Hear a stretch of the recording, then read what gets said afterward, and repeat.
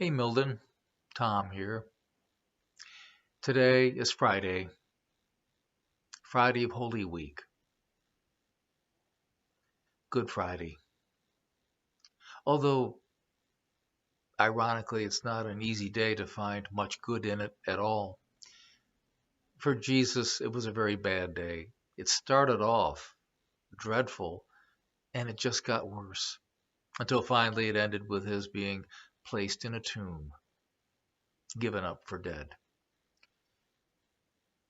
It began in the dark of the night. Remember, on Thursday evening, he had been arrested in the Garden of Gethsemane by the chief priests and by the temple police. And he's taken away, and he's taken to the high priest's house. And there he is examined by the leadership, and they're all finding ways to put him to death. Meanwhile, outside in the courtyard, Peter is waiting to see what will happen, and bystanders begin to notice him, and he's asked 3 times, "Are you not the friend of the Galilean, Jesus?" And Peter denies even knowing Jesus. And this is the same Peter who a few hours before had said, "Oh, Jesus, all the others may defend you, but I will never desert you." And sure enough, he did. He denied even knowing Jesus, and he felt terrible for it. After the grilling by the chief priest, Jesus is sent to the Pilate, the Roman governor. And Pilate examines Jesus and then doesn't really find enough fault in the man to condemn him to death, even though the crowd seems to be interested in having that happen. So Pilate sends Jesus to King Herod. Not Herod the Great of long ago, but still a Jewish king named Herod. And Herod mocks Jesus, sends him back to Pilate. Pilate finally bends to the will of the crowd who seem intent on Jesus dying, so he condemns him to death. And then he turns him over to his soldiers, and the soldiers beat Jesus and they mock him. They put a crown of thorns on his head, and then he is forced to carry his cross through the streets of Jerusalem, the Via Dolorosa it's called, and he goes to Golgotha, and there he is nailed to the cross, and then in execution fashion, which is what the crucifixion was about, it was reserved for all kinds of rebels and insurrectionists and murderers, and there was Jesus, who had never done anybody any harm, among them. And he's on that cross for several hours, and he says some remarkable things. Things like,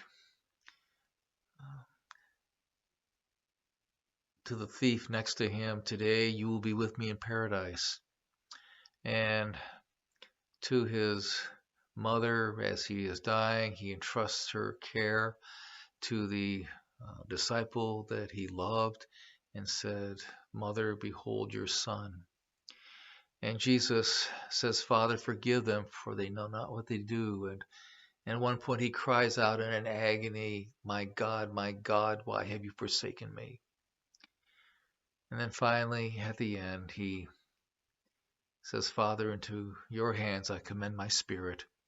And he breathes his last and dies. He's taken down from the cross, and he is buried in a tomb owned by Joseph of Arimathea.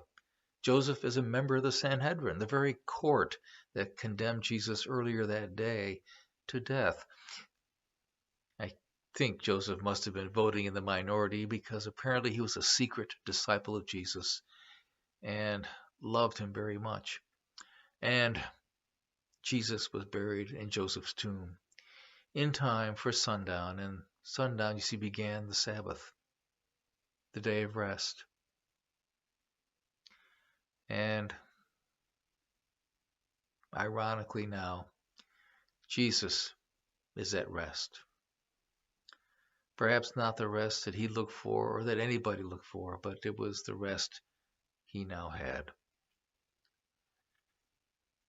I wish I could brighten the spirit of this talk and this day, but it's so hard to do that. At the church I formerly served, we had a circle out front, And every year at this time, we'd put up a cross, and on that cross, we'd drape a black cloth. Now, this circle was near the highway, so when cars passed by, they could look over and see the cross draped in the black sash. And it would be a reminder to them that even though life seems to go on as normal as it always does on Good Friday, the world just goes its way. Still, there's that visual symbol that today is unlike other days. Today is a day that we remember and we grieve for the loss of a very good life. There are many things about the life of Jesus that were meaningful, and I don't think it'd be very hard for us to name 5 of them. I mean, just walk through the Bible for 2 or 3 pages and you'll find easily 5 things about the life of Jesus that were very meaningful. But Good Friday asks a different kind of question. Today we're asked not about what is meaningful in his life, but what is meaningful in his death. Can you list 5 things about his death that are meaningful? I believe you can. But when it comes to listing those things, sometimes we have to dig pretty deep and think pretty hard.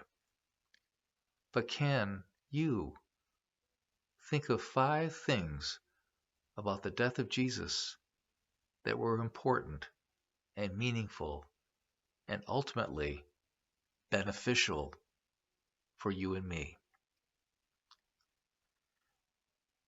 The video for today will end at this point. I'll be back again tomorrow to think about Saturday. What happened on Saturday? We will see. Until then, take care and God bless.